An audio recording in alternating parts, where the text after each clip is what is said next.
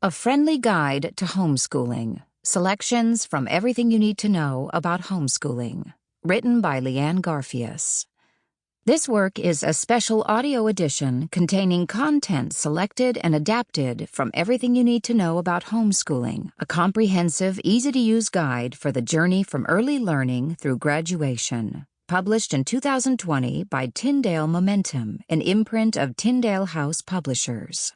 This abridged audio version is produced by Audiobooks and read for you by Sarah Zimmerman. For additional resources, including endnotes and a comprehensive bibliography, visit www.tyndale.com or author Lea Ann Garfias' website at lagarfias.com.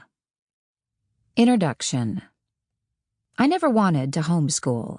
I had the very best reason to avoid such a fate. I'm a homeschool graduate. I was homeschooled in the late 80s and early 90s. This is the period known to our children now as the Late Stone Age, back when phones were attached to walls and computers took up entire floors of large office buildings and people wrote letters on paper with stamps to mail them, and the news was also a paper that was thrown on your lawn every morning. Most children went to school on yellow buses or the way back seat of station wagons, and few had ever heard of homeschooling, and even if they had, they'd never met an actual homeschooler in real life.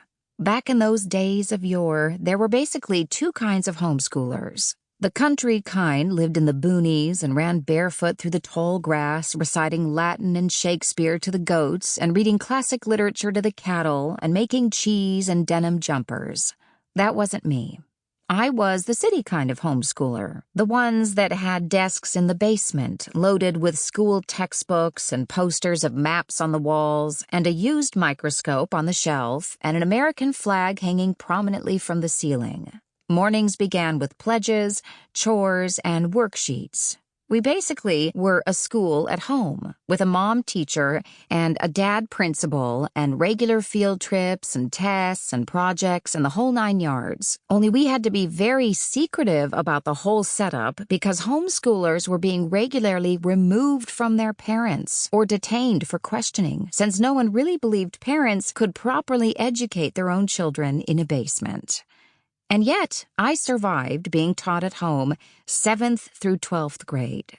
I graduated 1 year early with a congratulatory proclamation from my state senator and a letter from then-President Bill Clinton and high enough test scores to warrant multiple college scholarship offers.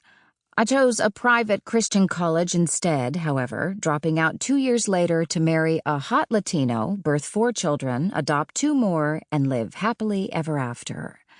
Okay, that's a gross oversimplification of the story. There's a lot of heartache and healing that I'm glossing over, but you can read more about it in my book, Rocking Ordinary, Holding It Together with Extraordinary Grace. So when my husband suggested that I homeschool our firstborn, I said, no way. And for a very good reason. I knew how hard it is to homeschool, and I knew how much pressure it is to homeschool. I knew homeschooling takes everything from the mother, every moment of every day. And sadly, I have met homeschoolers who have grown up to become very smart, highly trained adults who want nothing to do with their family. Obviously, not always, but sometimes for sure.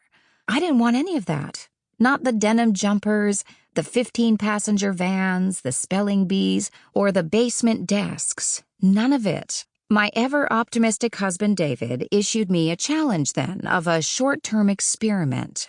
What if we homeschooled our first son for just 1 year that didn't even hardly count, preschool? What if we tried it out to see if we could do it differently, if we could break the mold and forge a new path? What if we could homeschool in a unique, specialized way that built our family rather than strained it? What if we could find the faith that God could use homeschooling for good in our lives and in the lives of our children?